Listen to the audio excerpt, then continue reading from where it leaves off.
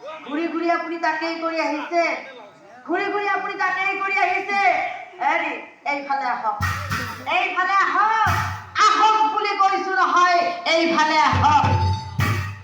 মই নাযাওঁ বুলি কৈছো, নাযাওঁ।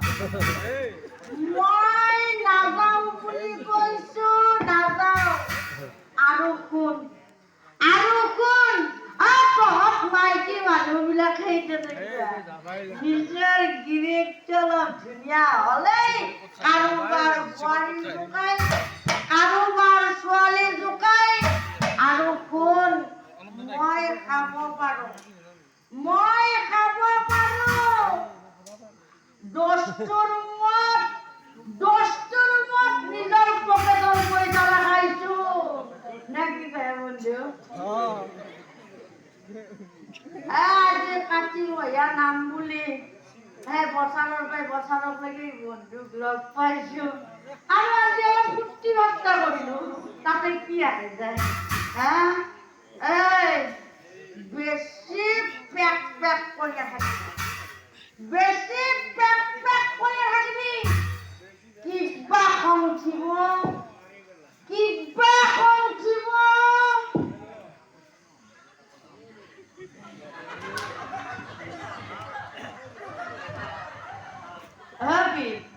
মায়ে কৈছে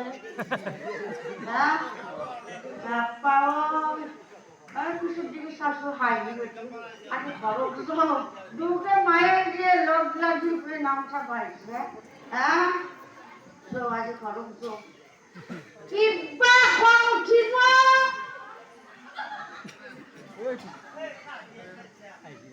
কাটি পেলা, কাটি পেলা। কি কলে, কি কলে? হেৰি আপুনি মোক কাটি পেলাব, আপুনি মোক কাটি পেলাব। হেৰি এইফালে আহক, এইফালে আহক।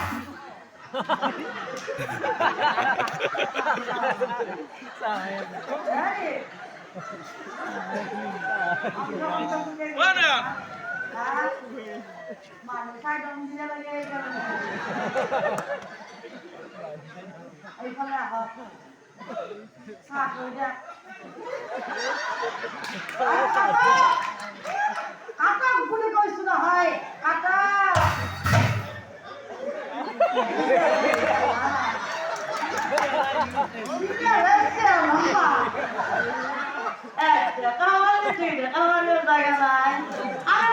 কাটি পেলাব আহক আৰু কাটক, কাটক বুলি কৈছো নহয়, কাটক।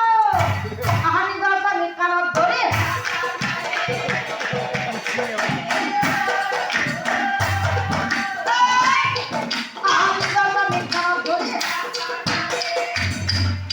এই কাম দেখি ৰজাই আপৰ্জন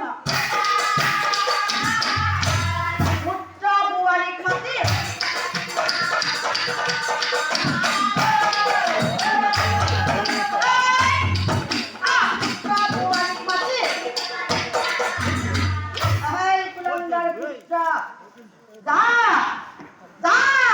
গোটেই পানাৰাখন ঘূৰিয়া, আৰু এই পানাৰাখনেই নহয়, গোটেই অসমখন ঘূৰিয়া কোন পুৰুষে তিৰিৰ কাপোৰ ধুই আৰু তিৰিৰ হাতৰ চৰ খাই। তেতিয়া ৰজাৰ পুত্ৰই কৈছিল, এইবিলাক কাম মই কিয় কৰো জানা, এইবিলাক কাম মই কিয় কৰো জানা? এনেই তিৰি আৰু আজিকালি নাচনা গোটেই তিৰিৰ নাম কৰি দিছে।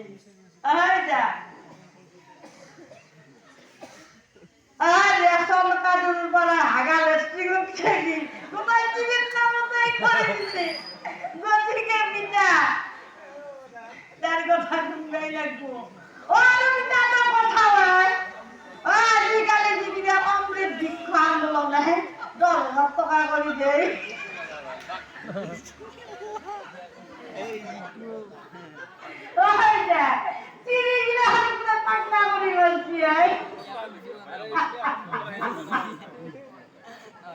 মোৰ মাই ইফালে বোলে অমৃত ইফালে বোলে অমৃত বৃক্ষ আন্দোলন, আই বোলে ফোনো কৰে।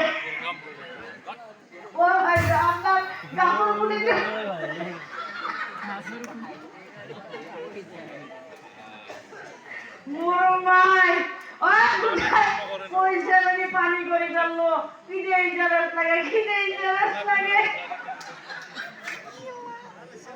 চলো রক্ত খাবো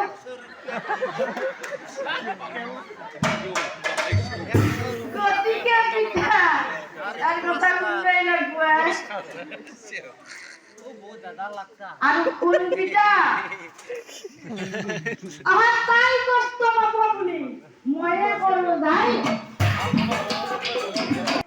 এই বেটা ভাগতি যাবি আমরা কথা দুয়ারি আর টুকু একটা কথা বলবো আর নিজের কানে দুয়ারি হয় আপনি বিভাগ